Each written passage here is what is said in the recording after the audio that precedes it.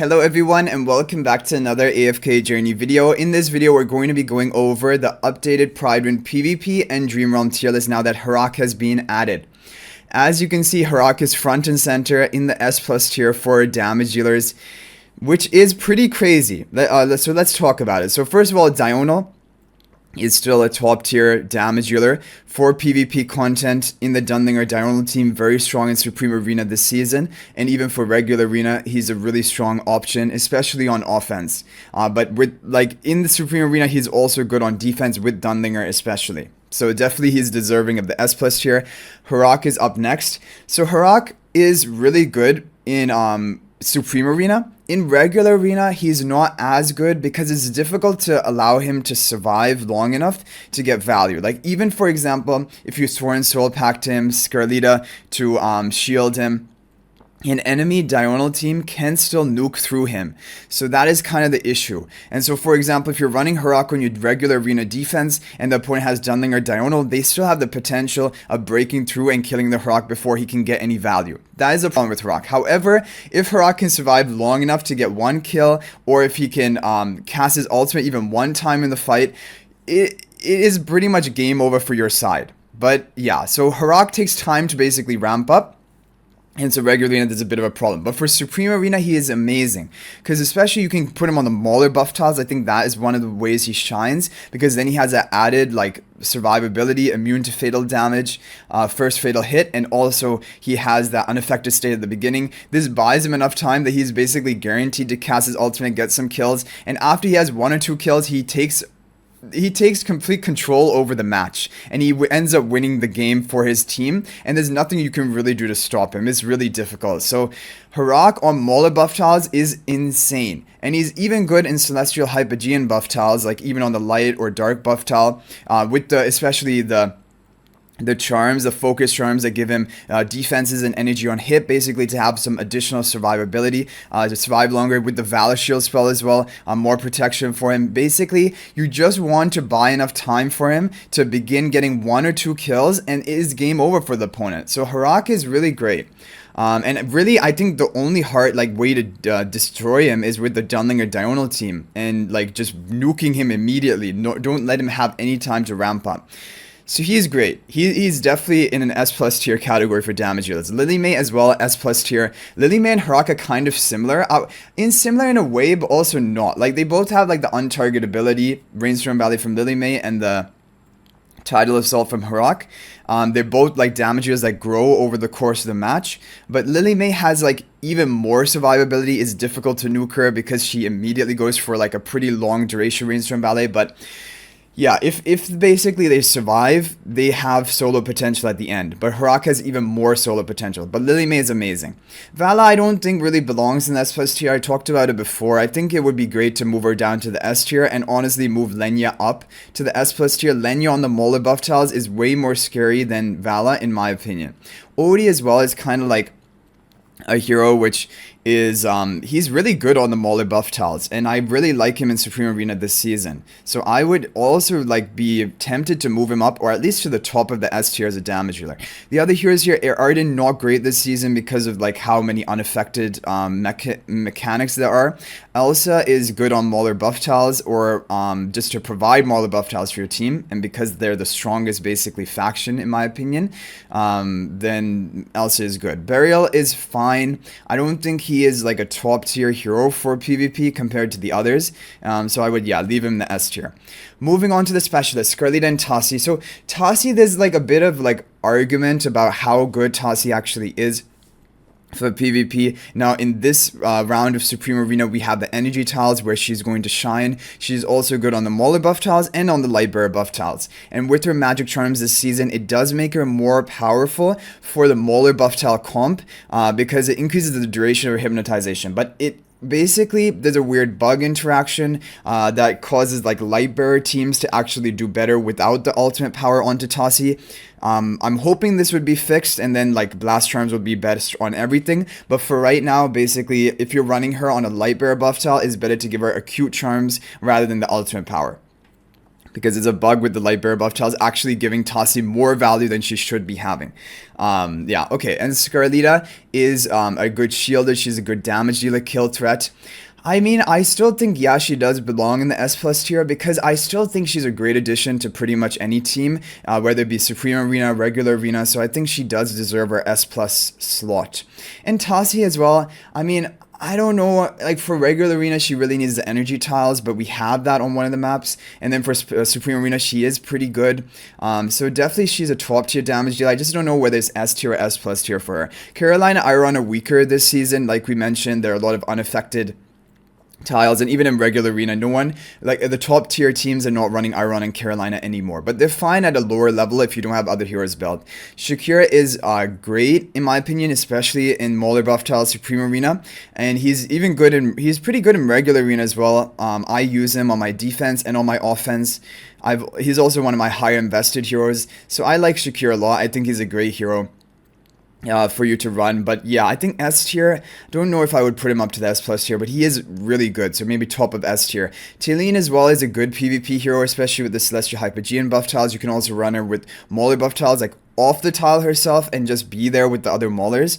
Who can provide a front line for her. Talene is great. I like Talene. I think she's a good PvP hero. Again, Talene and Shakira are both great heroes in my opinion. I don't know if I would put them at the bottom of S plus tier or top of S tier, but yeah, they're pretty close to where they belong. Sinbad is fine, but honestly, I don't see Sinbad as like such a meta hero for PvP, offense or defense, so I would say bottom of S tier or down to the A tier.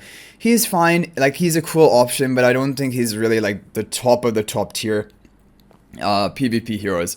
Supports, we have the Damien, Haywin, Rainier. Rainier is really good this season, like we mentioned, the charm bonuses and the damage reduction if it's plus 10 exclusive equipment.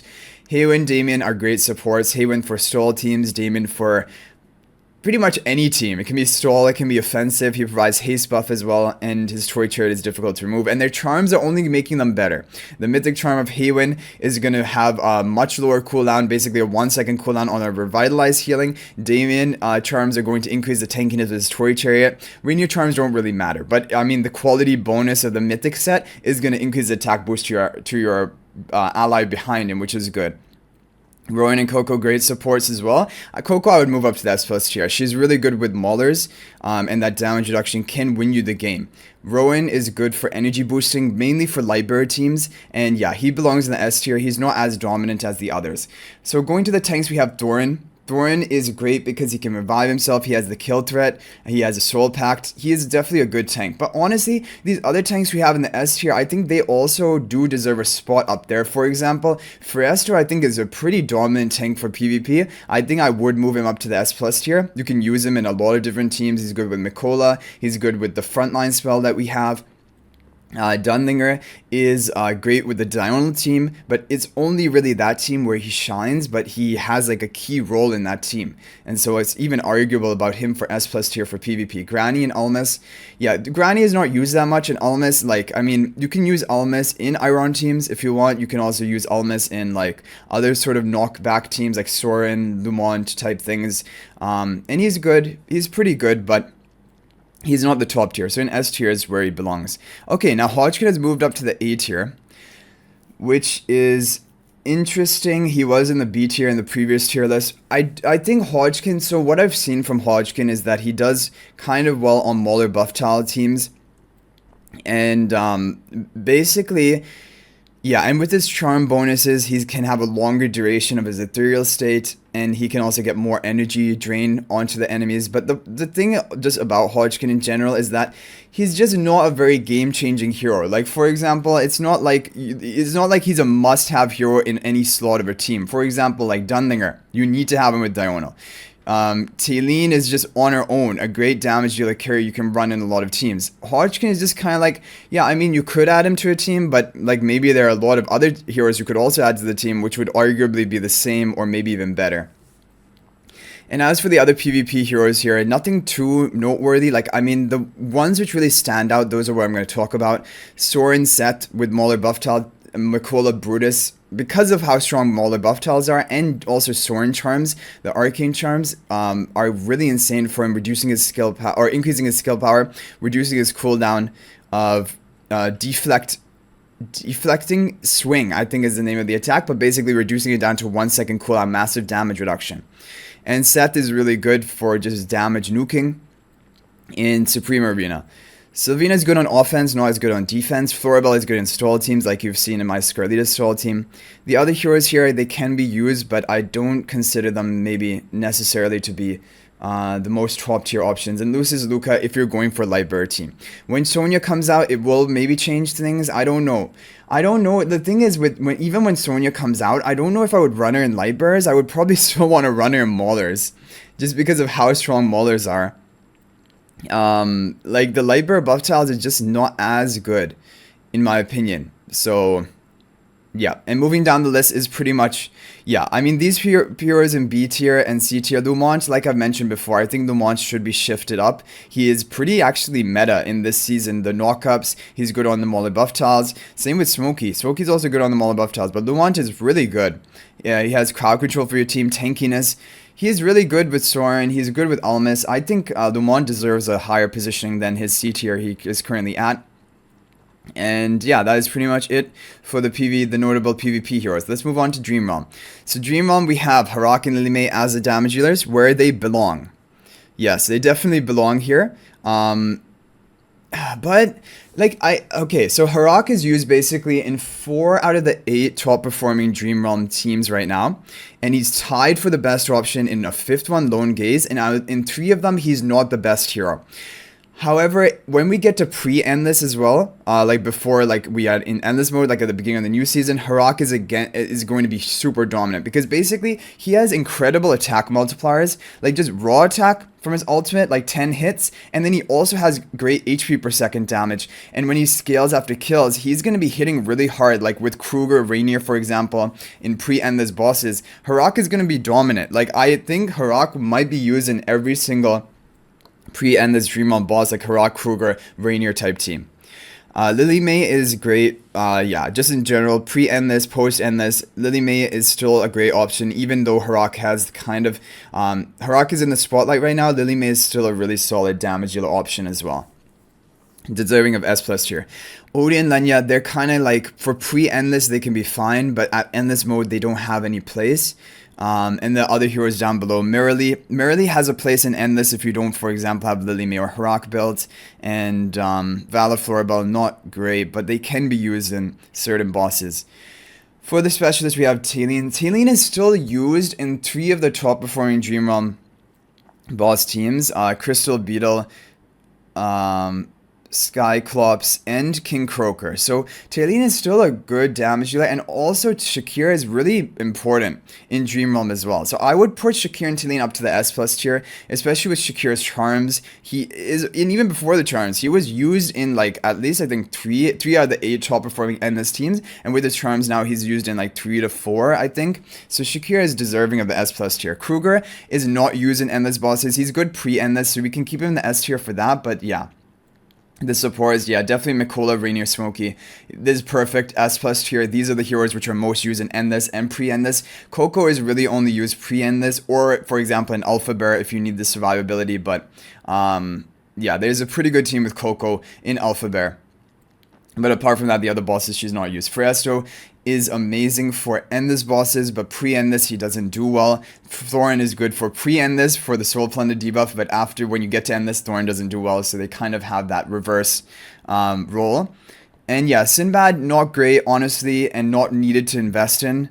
You can build him up to Mythic Plus, and but I would not invest in it to his exclusive equipment yet. Maybe in the future, if things change or his charm bonuses change in future seasons, he could see use in Dream Realm. But him and Scarly are kind of very similar. They're like, I mean, they're not quite good enough to be top options in Dream Realm. So they're good overall as Dream Realm heroes, but they're just not quite good enough. Timisa, Corrin are mainly only good for Necrodraken, and now if you have Harak, you would never even need to use them. And Ludovic is Ludovic needs to be higher than this. He needs to be in the honestly S or S plus, honestly S plus tier. His HP per second damage is huge. It is partially thanks to this season giving him the massive skill power boost, but he is a top damage dealer option 3 or 4 endless bosses right now. So deserving of the S plus tier. And then down below here, Elsa should also be up because she's still in the best team for Orison. And yeah, and like whether you're using a Harak team or a non-Harak team, you need to run Elsa in the team. It is the best option as of right now. And that is pretty much it for the key heroes for Dream Realm. Not much more to talk about here, so I hope you guys enjoyed this video. Let me know what you think about this tier list in the comment section down below. But that is going to be it for this one. I'll hopefully see you guys in the next video, and until then, everyone, peace out for now, and thank you for watching.